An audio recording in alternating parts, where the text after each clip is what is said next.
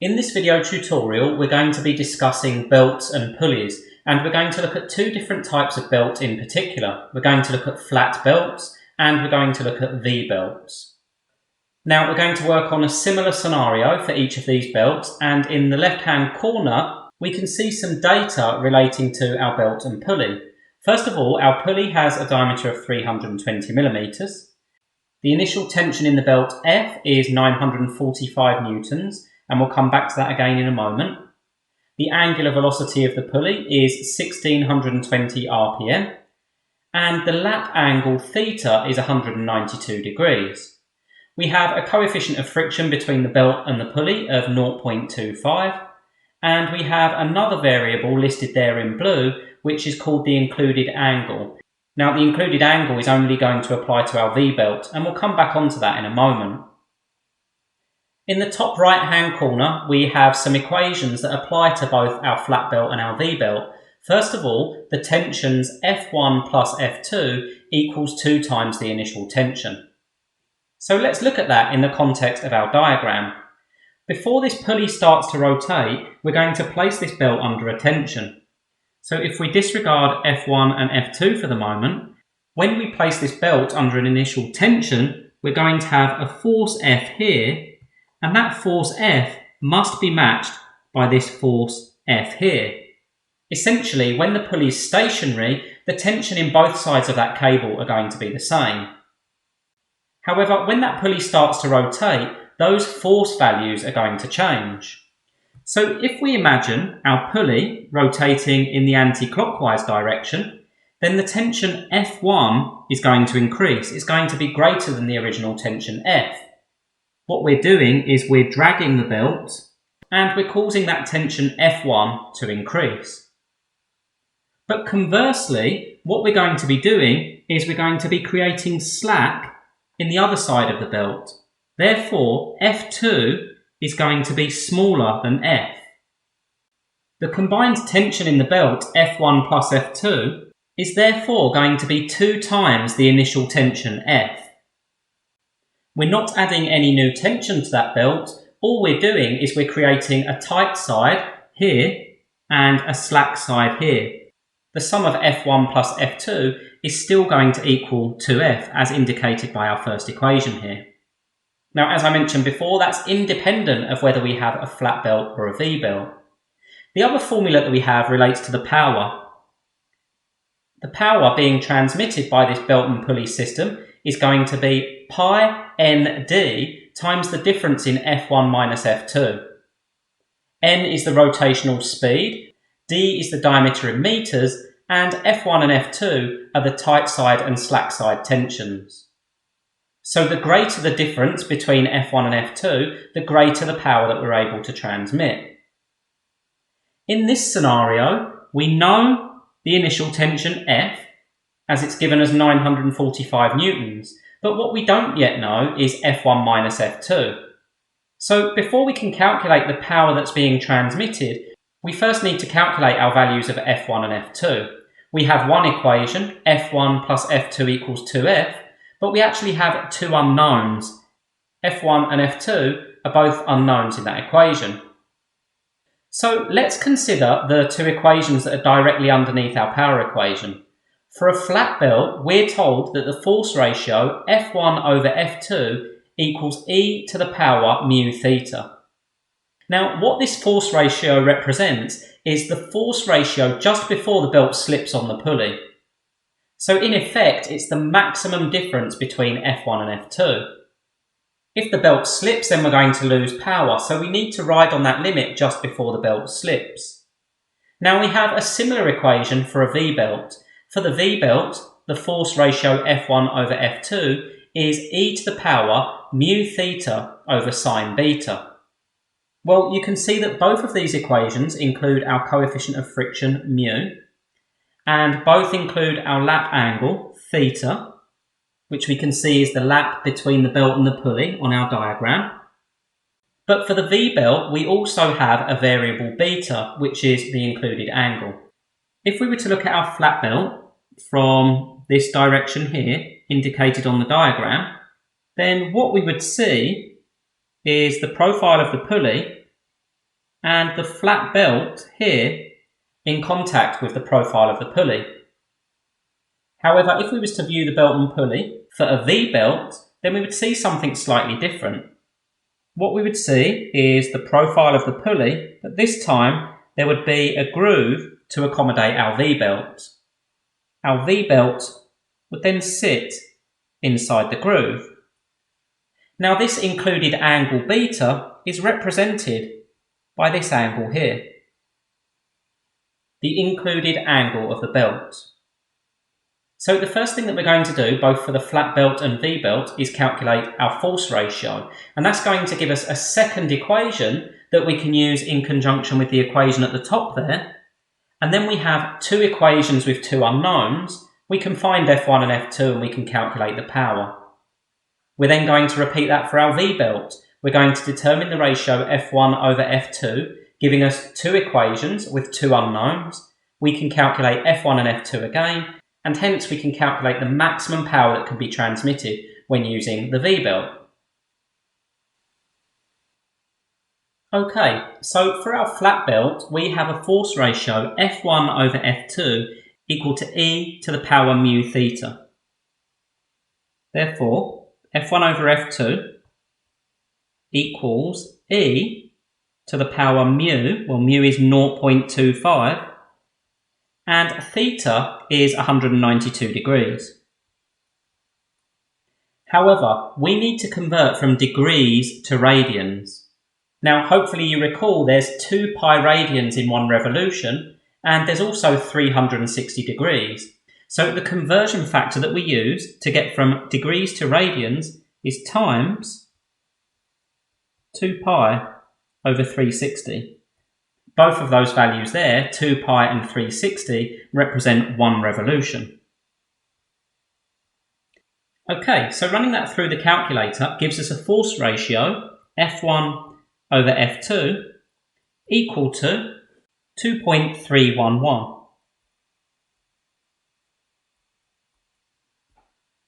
That's a ratio, so it doesn't have any units. What we can do next then is we can rearrange that. Now we're going to do this so that we can express F1 in terms of F2. And all I'm going to do here is multiply each side by F2. F1, therefore, equals 2.311 F2. Meaning F1, our tight side tension, is going to be 2.311 times bigger than our slack side tension, F2. Now, if we call that equation 1, and we refer to our equation at the top as equation 2, then what we can do is we can input equation 1 into equation 2. This is known as solving simultaneous equations by substitution. So replacing F1 in equation 2 with 2.311 F2, we get 2.311 F2. All we've done there is we've replaced F1 with F2 plus F2 equals 2F. Well, we know the value of F. The value of F is 945. So instead we have 2 times 945. Well, if we have 2.311 lots of F2 and we add an additional 1 F2, what we're actually going to have is 3.311 F2 on our left-hand side. We can multiply out 2 times 945, which gives 1890. So the final step then to get F2 on its own is to divide each side there by 3.311. F2 equals 1890 divided by 3.311, which gives us an F2 value equal to 570.82 newtons. Okay, so now that we've found F2, finding F1 is relatively straightforward. To do this, we can once again refer to our equation 2 at the top, because equation 2 states that F1, our unknown, plus F2, which we do now know, 570.82, equals 2 times F. Well, as previously, 2 times 945 is just 1890, 1890 newtons.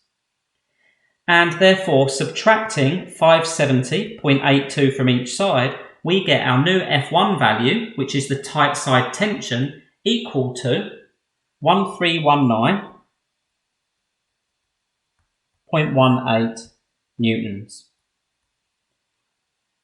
So now we can see that we have both our F1 and F2 values, meaning the only step remaining is to calculate the maximum power that we can transmit. Recall that this is the maximum power before the belt's going to slip on the pulley. P equals our equation pi nd F1 minus F2.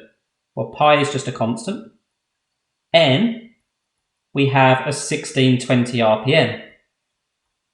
We need to go from revolutions per minute to radians per minute to radians per second. 1 revolution is 2 pi radians. Recall that 1 full circle is equivalent to 2 pi radians as an angle. So in order to get from revolutions per minute to radians per minute, we would need to multiply by 2 pi. But we don't want radians per minute, we want radians per second. Now obviously the number of radians that's going to be achieved every second is going to be considerably less than the number of radians achieved every minute. Therefore, we know that we're dividing by 60. Our conversion factor then can be expressed as follows, times 2 pi over 60. Our diameter is 320 millimeters, but we need that in SI units, so 0.32 meters. F1, 1319.18 minus F2, 570.82. And running that all through the calculator gives us a power equal to 127,630 watts or 127.6 kilowatts. Therefore, using the flat belt configuration shown, we can achieve a maximum power output of 127.6 kilowatts of power. Okay, I'm going to make a note of that in the bottom left-hand corner, and then we're going to repeat that process for our V-belt. Okay, so for our V-belt, we have a force ratio or a maximum ratio between F1 and F2 before the belt slips on the pulley, equal to the exponential of mu theta over sine beta. Well, we have values for each of these. So we have the exponential, mu theta, mu is 0.25. The lat angle theta is 192. But recall that that's 192 degrees. We need to convert from degrees to radians, which we do by multiplying by the number of radians per revolution and dividing by the number of degrees per revolution. Now, so far, each of those components are the same as for the flat belt, but what we need to remember to do this time is to divide by sine beta.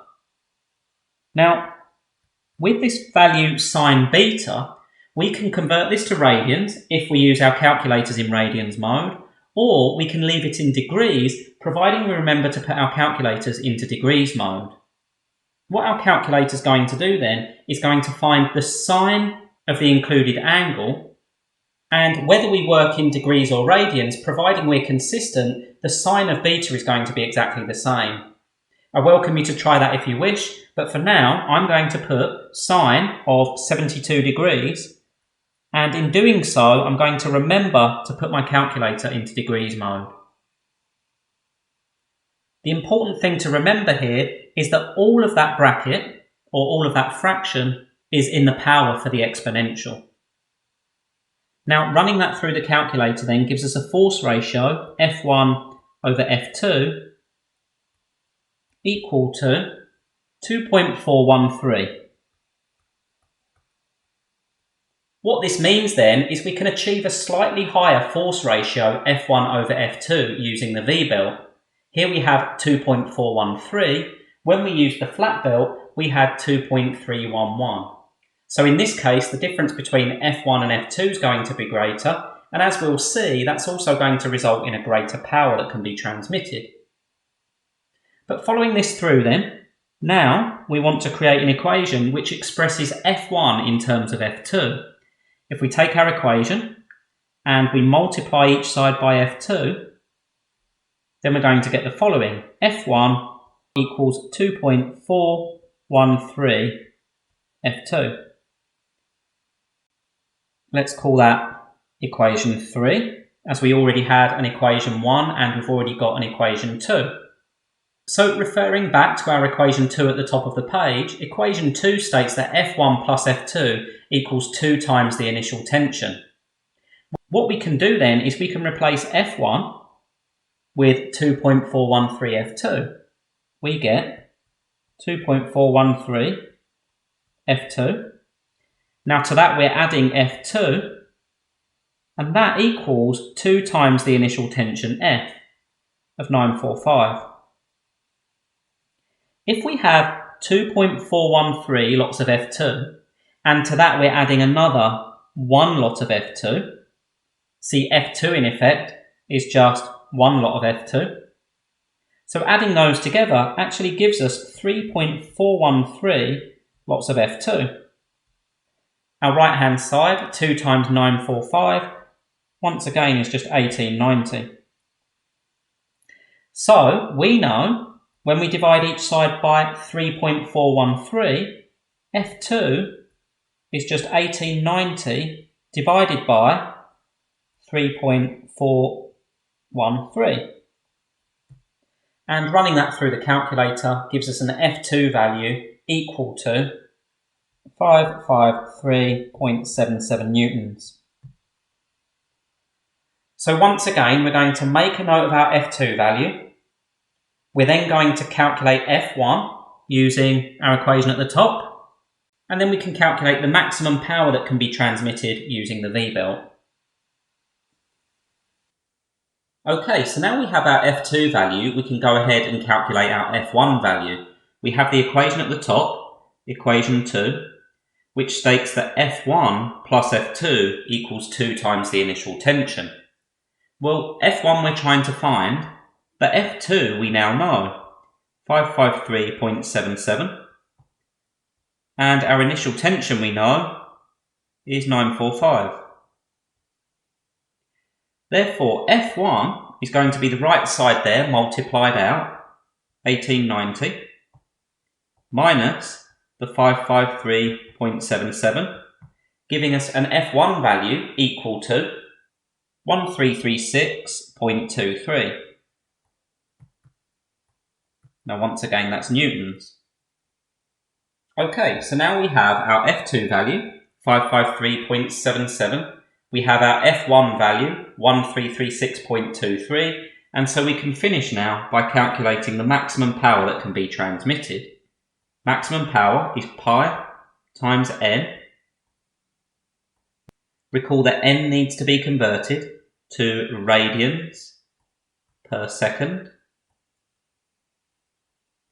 We have our diameter of 0.32 expressed in meters, and we're multiplying that by F1, 336.23, minus F2, 553.77, giving us a maximum power that can be transmitted here equal to 133446, or 133.4 kilowatts.